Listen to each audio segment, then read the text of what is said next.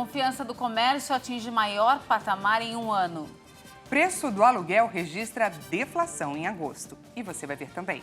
Queda no preço da gasolina já traz alívio e consumidor espera por novas reduções. Região da usina de Zaporizhia, na Ucrânia, continua sob ataques. E risco de acidente nuclear preocupa nações pelo mundo. OMS acredita que a epidemia de varíola dos macacos está retrocedendo na Europa. E ainda, lançamento do Artemis 1 foi remarcado para sexta-feira. A missão pretende voltar à Lua depois de 50 anos. Essas e outras notícias você confere a partir de agora. Olá, boa tarde, seja muito bem-vindo a essa edição. Estamos ao vivo, agora são exatamente 1h01 pelo horário de Brasília. Boa tarde, Dani. Boa tarde, Paty. E boa tarde, Clara, você que nos assiste. Vamos juntos conferir o que é notícia no Brasil e no mundo nesta terça-feira. A confiança do comércio subiu em agosto e atingiu o maior patamar em um ano. A melhora nas expectativas influenciou no resultado. Segundo dados divulgados pela Fundação Getúlio Vargas, o indicador passou de 95,1 para 99,4 pontos no mês. A alta foi influenciada pela melhora das expectativas. A desaceleração da inflação, medidas de estímulo do governo e melhora da confiança do consumidor contribuíram com a retomada do otimismo do setor. O índice de expectativas futuras subiu de 84,8 para 94,5 pontos. Apesar do bom resultado, a avaliação sobre a situação presente ainda segue frágil. E depois de 5 altas seguidas, a confiança dos serviços teve leve queda em agosto, passando de 100,9 para 100,7 pontos. Apesar de baixar um pouco, ainda aponta otimismo para o setor. Assim como no comércio, os serviços também tiveram alta das expectativas, de 100,9 para 101,3 pontos, mas queda na percepção sobre a situação atual. A melhora dos custos também impulsionou a confiança da indústria, que subiu em agosto. Com uma alta de 0,8 ponto percentual, o medidor ficou em mais de 100 pontos, ou seja, acima do nível de neutralidade. O resultado de agosto é maior que o de julho, que ficou em 99,5. O índice que mede a inflação do aluguel registrou deflação em agosto. Segundo a Fundação Getúlio Vargas, no ano, o setor acumula alta abaixo de 8%. O Índice Geral de Preços Mercado, IGPM, caiu 0,7% em agosto, após ter registrado alta de 0,21% em julho. O índice é conhecido como inflação do aluguel por servir de parâmetro para o reajuste de diversos contratos, como os de locação de imóveis. Segundo a Fundação Getúlio Vargas, o IGPM passou a acumular alta de 7,63% no ano e de 8,59% em 12 meses. Em agosto de 2021, o índice havia subido 0,66% e acumulava alta de 31,12% em 12 meses. O medidor, que acompanha desde o custo de produtos primários e matérias-primas, se baseia na variação dos preços de 3 indicadores: dos preços ao consumidor, nos valores do atacado e dos insumos da construção civil, e o índice de preços ao produtor amplo, que possui o maior peso na composição do IGPM, caiu 0,71% em agosto, influenciado principalmente pelos combustíveis. Bom, e agora a gente fala sobre cartão de crédito, né, Dani? Que para alguns é um aliado, já para outros um vilão.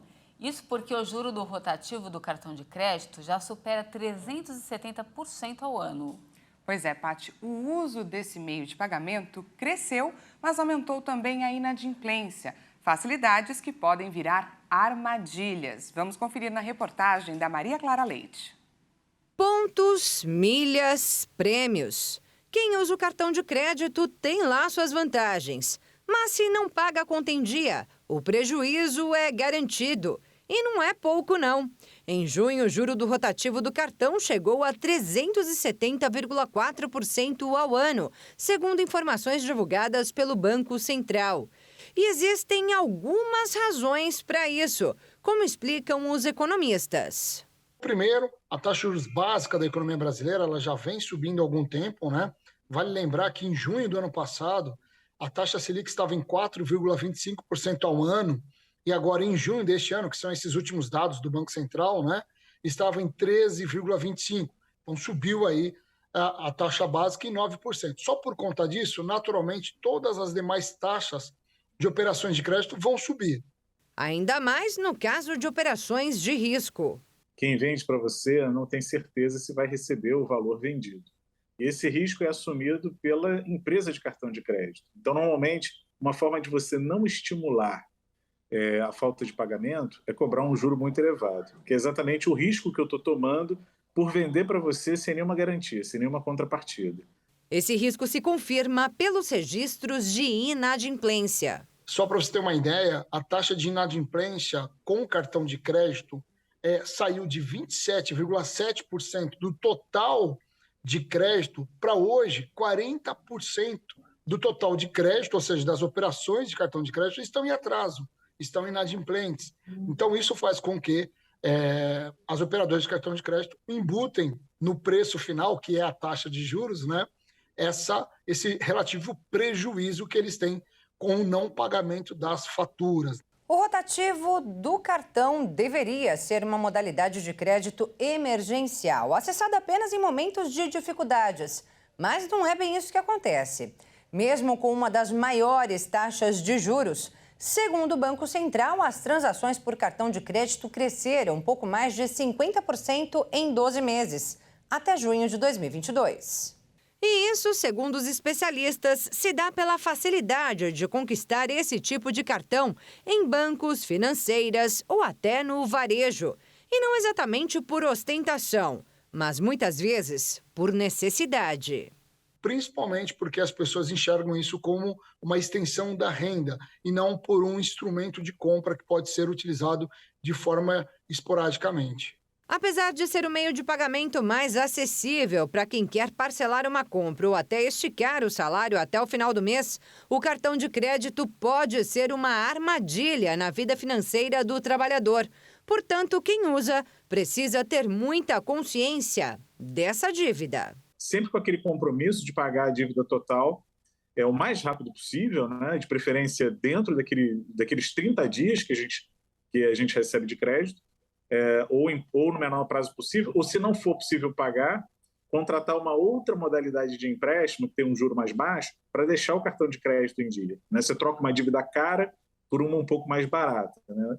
Essa é uma estratégia para que, caso você não consiga pagar o cartão de crédito, você também não deixe se formar uma bola de neve. A queda de mais de R$ 2,00 no preço da gasolina em 2 meses já traz aí um alívio para o bolso do consumidor. Em alguns postos, o valor do combustível é encontrado abaixo de R$ 5,00.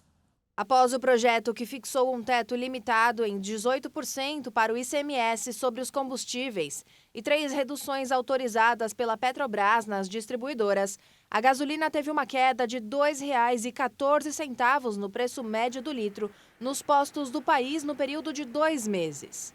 Desde a semana de 19 a 25 de junho, quando o litro da gasolina atingiu o maior valor, de R$ 7,39, o preço já caiu 28,9% e ficou abaixo dos R$ 5,00 em alguns postos.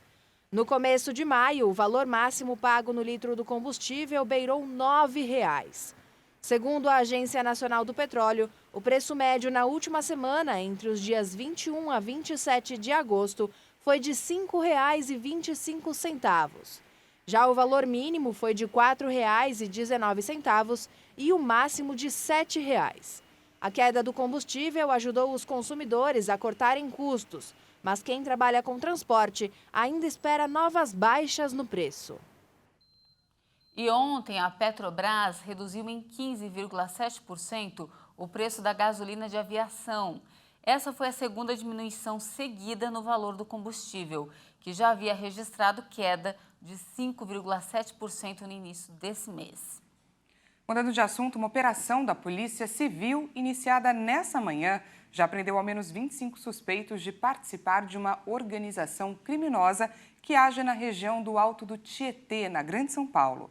O objetivo da operação é cumprir 35 mandados de prisão e outros 30 de busca e apreensão contra integrantes do crime organizado. Celulares, drogas, computadores, documentos e até uma arma de pressão foram apreendidas na casa de um dos alvos, que é suspeito de cometer homicídio contra policiais. Agora falamos de eleição. Este ano há muitas opções para o Senado Federal, na maior disputa dos últimos 28 anos. São 237 candidatos para apenas 27 vagas. A disputa ao Senado nas eleições deste ano tem uma média de 8,8 concorrentes por vaga. Este é o pleito mais acirrado ao cargo nos últimos 28 anos no Brasil. Até então, a disputa mais concorrida havia sido a de 2006, com 8 adversários por cadeira, e a menos disputada, a de 1994, com uma média de 4 candidatos por cadeira. No ranking dos estados, o Rio de Janeiro lidera a maior concorrência, com 14 candidatos por cadeira. Na outra ponta, a disputa está menos acirrada em Alagoas e no Maranhão, com 5 candidatos por vaga em cada estado. Cada estado tem 3 senadores, que assumem um mandato de 8 anos, mas as eleições acontecem de 4 em 4 anos. Por isso, a cada pleito, somente uma parte do Senado é renovada, com 1 ou 2 vagas por unidade da federação. Nas eleições de 2018, por exemplo, cada estado tinha 2 cadeiras a serem ocupadas no Senado. Já neste ano, há apenas 1 vaga por unidade da federação. Já na disputa Câmara Federal para um mandato de 4 anos, a quantidade de deputados varia por estado com base no tamanho da população. São Paulo é o que tem mais parlamentares, 70 do total. Já estados menos populosos, como Acre, Amapá e Sergipe, possuem cada um 8 deputados federais.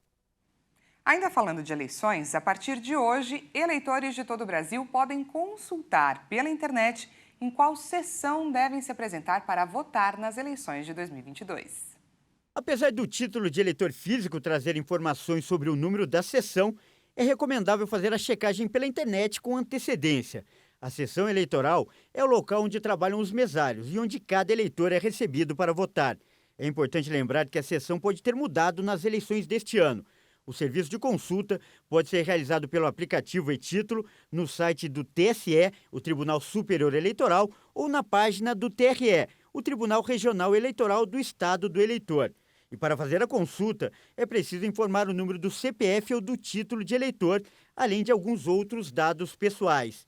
As informações liberadas sobre as sessões eleitorais estão atualizadas e incluem as solicitações de voto em trânsito, quando, por pedido do eleitor, ele fica temporariamente habilitado para votar fora de seu domicílio eleitoral original. A votação acontecerá nos dias 2 de outubro, o primeiro turno, e 30 de outubro, se houver segundo turno. Mudando de assunto, o governo está avaliando novamente a decisão sobre o horário de verão. A mudança pode voltar por conta da economia com a energia solar. Em 2019, o governo tomou a decisão de extinguir o horário de verão, mas agora o Ministério de Minas e Energia pediu a reanálise para o Operador Nacional do Sistema Elétrico. Técnicos da pasta acreditam em um possível benefício que a volta do horário de verão poderia gerar aos consumidores de energia solar nos horários de pico. O tema ainda está na fase de discussão entre as áreas técnicas do Ministério e do operador. E se a avaliação com base no estudo for pela retomada do horário de verão, a ideia é que a regra volte a valer ainda neste ano. Desde o ano passado, integrantes do segmento empresarial de turismo, alimentação e bebida têm solicitado a integrantes do governo o retorno do horário de verão. O assunto está em avaliação pelo Palácio do Planalto, mas ainda sem decisão tomada.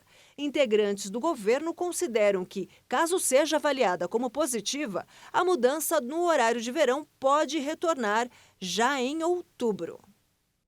O consumo de energia elétrica no Brasil aumentou 3,3%. De acordo com a Câmara de Comercialização de Energia Elétrica, o aumento atingiu mais de 63 mil megawatts médios nos primeiros 15 dias de agosto. O mercado que abastece a indústria e grandes empresas, como shoppings e redes de varejo, consumiu um montante 5,7% maior na comparação com o ano anterior. Já os consumidores residenciais apresentaram alta de quase 2% no comparativo anual. Agora vamos falar do tempo. A mesma frente fria que atinge o sudeste do país está se deslocando para o nordeste, provocando queda nas temperaturas e chuva em vários estados. Vamos conferir então como está o tempo em algumas cidades da região? Essas são imagens de Salvador. No cantinho da sua tela, temos o emblemático elevador Lacerda, um dos pontos turísticos da cidade. A gente pode ver que o tempo está bem fechado por lá. Já choveu hoje em alguns pontos da cidade e tem previsão de mais chuva ainda hoje. Nesse momento faz 25 graus na capital baiana. Agora vamos para Brasília, ver como estão as coisas por lá. Podemos ver bem ao fundo da imagem a esplanada dos ministérios. A situação por lá está bem diferente de Salvador. O tempo segue firme e o céu quase sem nuvens. Nesse momento, Brasília registra 28 graus. Para finalizar, a gente fala aqui de São Paulo. Vamos juntos ao vivo com a câmera 10 conferir como está o tempo nesse momento lá fora? Você vê aí na sua tela o edifício Copan de fundo. O céu está bastante nublado, com algumas aberturas de sol e muito gelado por conta do vento.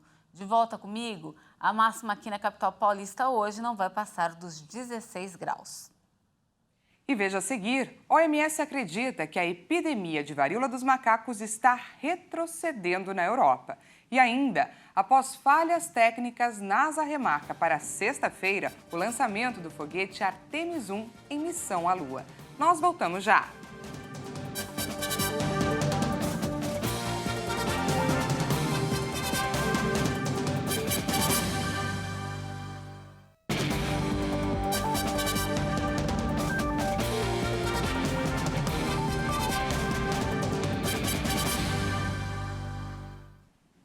Seja bem-vindo mais uma vez, estamos de volta ao vivo, agora 1h19 e voltamos a falar sobre casos internacionais, destaques internacionais. É isso aí, falamos do conflito no leste europeu. A tensão continua na usina nuclear de Zaporizhia, na Ucrânia, junto com a guerra de narrativas, né, Dani? Pois é, Paty, nessa terça-feira, a Rússia informou que o local foi alvo de um ataque ucraniano. Por causa do risco de um acidente nuclear, as principais nações do mundo monitoram a situação na região. O Ministério da Defesa da Rússia afirmou em comunicado que a situação de radiação na usina nuclear de Zaporizhia, na Ucrânia, permanece normal. No mesmo documento, os russos disseram que as forças ucranianas dispararam 2 projéteis de artilharia contra a central nuclear.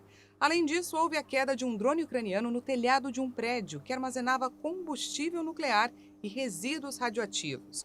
Capturada por tropas russas em março, mas administrada por funcionários ucranianos, Zaporizhia tem sido um ponto crítico no conflito. Uma equipe da Agência Internacional de Energia Atômica está em Kiev e tem uma visita planejada às instalações da usina até o final desta semana. Por causa do risco de um acidente nuclear, a União Europeia anunciou nesta terça-feira que doará 5.500.000 comprimidos de iodeto de potássio para a Ucrânia. A medicação protege as pessoas ao ficarem expostas à radiação. O Ministério da Justiça divulgou as regras sobre a concessão de visto temporário e de autorização de residência para ucranianos afetados pela guerra. A portaria com as novas regras foi publicada no Diário Oficial da União desta terça-feira e vale até o dia 3 de março de 2023. Os vistos temporários terão prazo de validade de 180 dias e valem tanto para ucranianos quanto para pessoas que não têm nacionalidade reconhecida por nenhum estado. Já a residência temporária terá o prazo de 2 anos. A empresa russa Gazprom reduziu o fornecimento de gás para a França por conta de problemas no contrato. Em um comunicado, a Engie informou que o fornecimento de gás já tinha sido drasticamente reduzido depois da invasão da Ucrânia e passou para apenas 1,5 terawatt-hora por mês. A principal fornecedora de gás na França afirmou que o valor deve ser considerado no contexto de um fornecimento atual total à Europa de mais de 400 terawatts-hora. O grupo disse que adotou medidas para atender os clientes mesmo em caso de interrupção do fluxo da Gazprom. No final de julho, a Engie anunciou que reduziu consideravelmente a exposição financeira e física ao gás russo, que já não representava mais de cerca de 4% do abastecimento. Na quinta-feira, as reservas de gás na França superaram o nível de 90% da capacidade para o inverno e o país deve alcançar até 100% até novembro. A França depende da energia nuclear para gerar a maior parte da eletricidade, mas o gás representa 20% do consumo total de energia destinado à calefação, cozinha e finalidades industriais. A OMS acredita que os casos de varíola dos macacos estão retrocedendo na Europa. A área que inclui o continente, a Rússia e os países da Ásia Central concentram mais de 1/3 das infecções no mundo. A Organização Mundial da Saúde está otimista com a situação da epidemia de varíola dos macacos na Europa. O continente é o mais afetado desde que a doença saiu da África e começou a se espalhar pelo mundo. There are encouraging early signs, as evidenced in France, Germany. Há sinais encorajadores mostrados na França, Alemanha, Portugal, Espanha, Reino Unido e outros países de que a epidemia pode estar diminuindo. Para avançar na eliminação na nossa região, precisamos intensificar nossos esforços. Ainda acreditamos que podemos eliminar a transmissão sustentada de humano para humano na região, se nos comprometermos com isso e usarmos os recursos necessários para este fim. Nos 53 países que compõem a região da OMS Europa, que inclui a Rússia e países da Ásia Central, mais de 22 mil casos de varíola foram registrados em 43 países, representando mais de 1/3 dos casos em todo o mundo. Na semana passada, a OMS relatou um declínio de 21% em novos casos em todo o mundo, após 4 semanas sucessivas de aumentos. Hora do boletim Esquenta Qatar 2022. Hoje, Leonardo Félix fala sobre o Mundial de 1958, quando o jovem Pelé foi revelado ao planeta. Vamos conferir. Olá, pessoal. Este é o Esquenta Qatar 2022 e vamos para mais informações e curiosidades da Copa do Mundo aqui na nossa programação. Vamos falar agora do Mundial de 1958 realizado na Suécia. Os 16 países classificados foram divididos em 4 grupos de 4 seleções. E pela primeira vez, houve sorteio dirigido por regiões geográficas. Cada grupo tinha um país sul-americano, um dos britânicos, um do leste europeu e um da Europa Ocidental. Os 2 primeiros de cada grupo passavam de fase e a partir daí o confronto seria de mata-mata. Just Fontaine, centroavante francês, foi goleador da competição, com 13 gols em 6 jogos. Essa é uma marca recorde em mundiais que ainda não foi batida. Nesta Copa surgiu Pelé, com apenas 17 anos. E outro destaque canarinho foi Garrincha. O time ainda tinha craques como Didi, Nilton Santos, Djalma Santos e Zito. Até conquistar seu primeiro título mundial, o Brasil passou pela Áustria por 3-0, empatou com a Inglaterra por 0-0, bateu a União Soviética por 2-0, o País de Gales por 1-0, a França na semifinal por 5-2 e repetiu o placar na final, contra os donos da casa.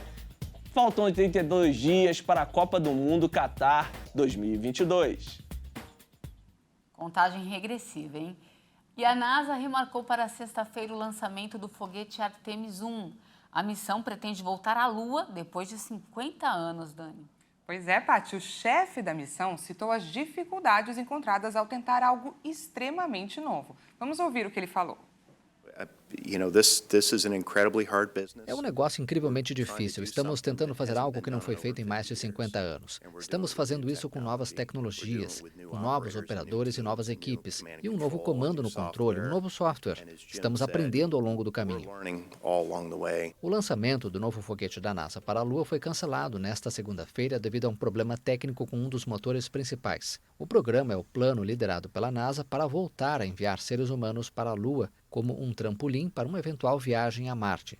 O nome Artemis foi escolhido para ecoar Apollo, como foi chamado o programa espacial tripulado desenvolvido pelos Estados Unidos na década de 60. A NASA vai utilizar o conhecimento adquirido com o programa Artemis sobre trajes espaciais, veículos, propulsão, reabastecimento e outras áreas para preparar uma viagem a Marte. Ai, tomara que agora dê certo, né, Dani? A gente espera sexta-feira, né? E trazemos aqui para vocês as imagens. E essa edição fica por aqui. Muito obrigada pela sua companhia. Uma ótima tarde para você e até amanhã. Não se esqueça, daqui a pouco o Kleber Werneck chega com mais informações. Há 1h50. Uma ótima tarde e até amanhã.